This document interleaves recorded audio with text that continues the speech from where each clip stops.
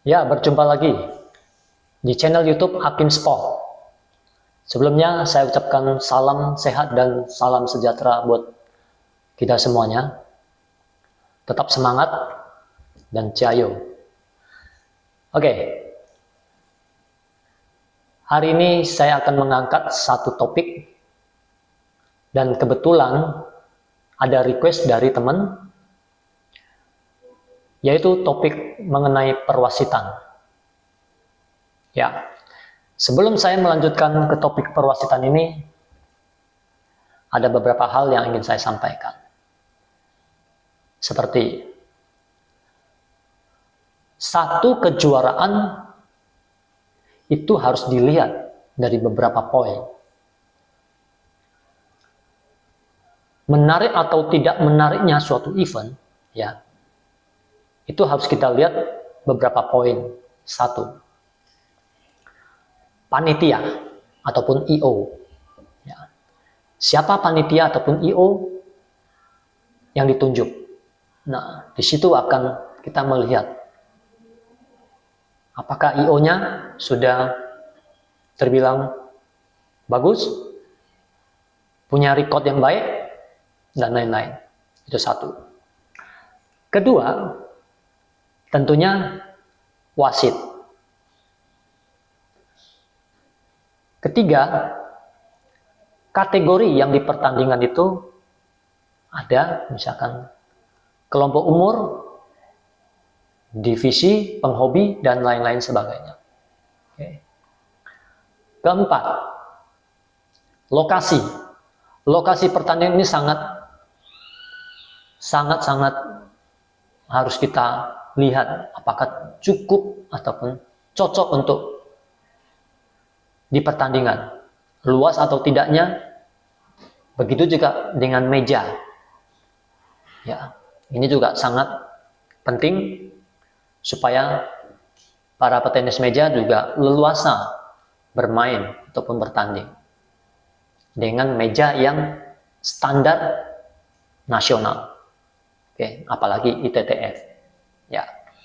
Dan terakhir adalah yang paling sangat menarik, yaitu hadiah. Hadiah besar maka akan menarik perhatian dari para petenis Indonesia. Ya. Namun itu juga harus dibagi. Ya, misalkan kelompok umur, ya, tersendiri. Kelompok penghobi, ya, tersendiri. Ya. Dan memang kemarin saya melihat di Piala Kasat untuk kategori divisi 45 dan divisi 67. Ya, itu ada dicampur, yaitu dengan pemain yang berumur ataupun veteran dicampur dengan pemain anak muda. Ini dari kita lihat dua sisi ini hanya tergantung kita memandang. Ada bagus, ada tidaknya juga. Ya kan? Jadi kalau saya bilang bagus, kenapa? Ada kelompok umur yang ikut divisi, mereka juga dapat mencari pengalaman, ya, mencari pengalaman untuk bertanding dengan para penghobi. Itu karena kita melihat kelompok umur tersendiri itu pun jarang sekali diadakan, ya. Sedangkan kalau divisi hampir tiap minggu pasti ada pertandingan-pertandingan. Ya, nah itu. Nah, dan di sisi lain, untuk para penghobi, mereka kewalahan bila menghadapi para petenis meja yang masih muda. Nah, ini. Jadi kita harus memandang dari dua sisi, ya, biar adil. Jadi saya tidak memihak satu ataupun memihak ke yang lain. Seperti itu. Ini sangat unik, ya kan? Maka ini tergantung daripada panitia ataupun IO. Ya. Baik, jadi hanya 5 poin ini yang saya sebut ini agar kejuaraan event ini menarik dan bagus, ya. Bagaimana cara kita menilainya? Nah, itu dia. Oke. Selanjutnya, ini karena ada request agar saya untuk menyampaikan kepada semua pihak, ya, baik untuk para pemain, wasit, ataupun panitia, ataupun IO, ataupun ketua wasit, ya. Jadi di Piala Kasat kemarin yang di Cijantung, ya, itu ada satu masalah mengenai servis ilegal ataupun foul. Namun di wasitnya tidak mengambil satu tindakan. Nah itu dia. Ini sangat disayangkan sekali. Ya. Harusnya, oke, sebelumnya kita bahas bahwa para wasit ini sebenarnya itu mereka apakah mengikuti penataran perwasitan apa enggak ini? Ataupun penataran ini bersifat hanya, ya bisa dibilang diadakan supaya orang-orang bisa untuk menjadi wasit. Ya, jangan alasan mungkin ya seadanya, ya kan. Jadi padahal penataran perwasitan itu sangat penting dan harusnya sangat ketat untuk mengambil satu sertifikat, ya, lolos atau tidaknya. Yang menentukan adalah para pengurus ataupun yang penataran perwasitan ini. Mereka tuh harus jeli apakah wasit tersebut ini berhasil apa tidak. Ini sangat-sangat harus diperhatikan, ya kan.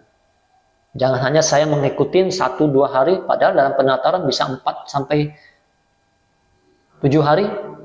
Mereka mengikuti 3 hari sudah dianggap berhasil, ya. Nah, itu masih dipertanyakan. Tapi namun saya yakin bahwa penataran ini harusnya sangat-sangat ketat, ya. Tidak sembarangan, ya. Ya, itu nanti bisa dilihat aja seperti apa, ya. Nah, sedangkan ada wasit Indonesia, ya, seperti Bapak Samsudin, Bapak Gufron, mereka itu ditunjuk dan memimpin pertandingan di SEA Games Hanoi, Vietnam 2021. Ya. Saya ada pernah membaca artikel tersebut. Berarti perwakilan dari Indonesia ada 2 wasit untuk di ajang SEA Games, itu sangat luar biasa. Ya, kita berikan selamat buat Bapak Samsudin dan Bapak Gufron. Ya, semoga saja para wasit Indonesia bisa mengikuti jejaknya mereka berdua. Ya, nah, kita bisa melihat. Makanya saya harap untuk pengurus PTMSI agar selalu, ya, setahun berapa kali untuk mengadakan penataran perwasitan ini, ya, sampai ke daerah-daerah, ya. Jadi harus dipertegaskan, ya, mereka yang berhasil mendapatkan sertifikat. Nah, itu. Dan setelah mendapatkan sertifikat, wasit tersebut juga tidak boleh menganggap enteng ataupun gampang dalam memimpin suatu pertandingan. Tidak boleh. Nah, contohnya kejadian yang di Piala Kasat antara DAFA PPOP berhadapan dengan Sunil Stoney, ya. Saya ada melihat videonya bahwa servis dari Dava itu foul, ilegal, karena tangannya menutupin badan, menutupin juga bola dan bat. Seharusnya adalah lemparannya memang vertikal, tetapi tangannya ini dia harus dibuka.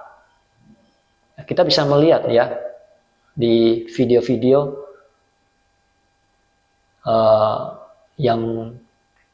yang internasional, ya, mereka semua dibuka, ya kan, ya, bola yang dilambungkan yang penting 16 cm ke atas, seperti itu. Jadi harus dibuka pada saat mau mukul bola, ini tangan sudah dibuka.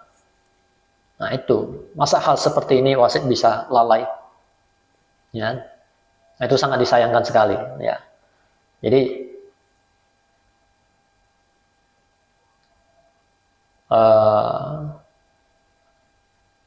ya, untuk para kelompok umur mungkin ataupun para pelatih harus mengajarkan bagaimana cara juga servis yang baik, ya kan, seperti itu.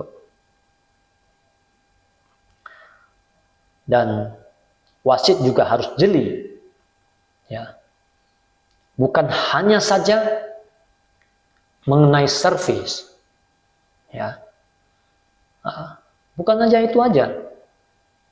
Misalkan bola tis atau tidak tis, ya, itu juga harus benar-benar fokus, tidak bisa memimpin satu pertandingan itu dengan santai. Saya kadang melihat, ya, dia santai, mungkin ada kadang mandang kemana, ya kan. Tapi saya satu hal yang saya maklumi, ya, kalau untuk di Indonesia memang wasit, ya, satu meja itu 2 wasit saling bergantian, ya, mereka bekerja 10-12 jam, tentunya akan capek sekali, saya tahu itu, ya kan. Tapi kalau untuk di luar, wasit itu mereka punya standarisasinya, ya, bahwa satu hari hanya memimpin beberapa kali pertandingan, dan mereka juga punya jedanya, ya kan, seperti itu. Tapi tetap harus dibedakan bahwa di Indonesia ini pesertanya banyak, waktu yang di pertandingan juga tidak lama, mungkin ada yang 2 hari, 3 hari, ya kan? Jadi sehingga membuat pertandingan ini dikejar, harus cepat, ya, sehingga wasit mungkin kecapean, kewalahan, ya, seperti itu, ya. Maka saya sarankan untuk wasit ataupun IO itu harus jeli, ya. Siapa yang layak, siapa yang punya pengalaman, itu yang ditunjuk, ya kan.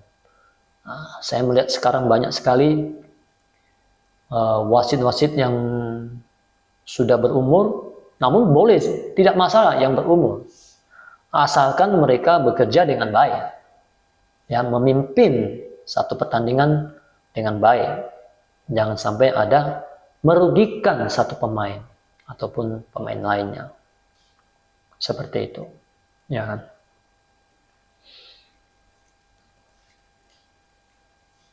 Ya, mungkin, ya, mudah-mudahan video ini yang saya buat, para petenis meja, para wasit, para panitia ataupun IO, ya, untuk ke depan mudah-mudahan bisa lebih baik lagi, ya, juga mengurangi kesalahan, oke, ya, memberikan terbaik buat semua pihak, ya. Itu aja mungkin yang saya sampaikan, ya. Oke, jadi saya sendiri juga bukan berpengalaman dalam perwasitan.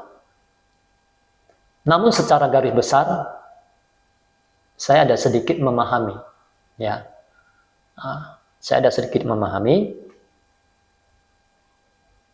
dan saya rasa kalian juga pastinya juga memahami, ya, garis besarnya, ya kan. Sedangkan di dalam peraturan ataupun ketentuan dari perwasitan itu punya buku yang sangat tebal, atau bisa dilihat di Google, ya, sangat banyak sekali. Saya nggak bisa baca segitu banyak, ya. Kita mengambil aja garis besarnya, ya, seperti itu. Jadi sebelum bertanding, wasit itu seharusnya mengecek meja apakah sudah bagus, netnya juga, ya, diukur, oke. Sekeliling sketsel itu juga harus ditata kembali lagi agar menjadi baik, ya. Lantai seperti apa, ya kan, itu dan banyak lagi yang harus dipersiapkan oleh wasit sebelum pemain masuk ke dalam arena pertandingan, ya. Jadi itu aja yang ingin saya sampaikan. Bila mana kalian ingin request melalui channel YouTube Hakim Sport, ya, mengenai hal tenis meja, silakan hubungin Hakim di nomor 0878 00 90034, ya. Silakan, nanti saya akan membantu sharing, ya, dan semua pihak juga bisa nanti melihatnya, oke. Baik, mungkin sekian dari saya. Jangan lupa untuk like, komen, subscribe, dan share agar terupdate dengan segala topik yang saya bawakan, ya. Baik, sekali lagi saya ucapkan terima kasih. Salam sehat dan salam sejahtera buat kita semuanya. Semoga kita semua selalu sukses, ya, dalam segala hal. Oke, terima kasih. Ciao.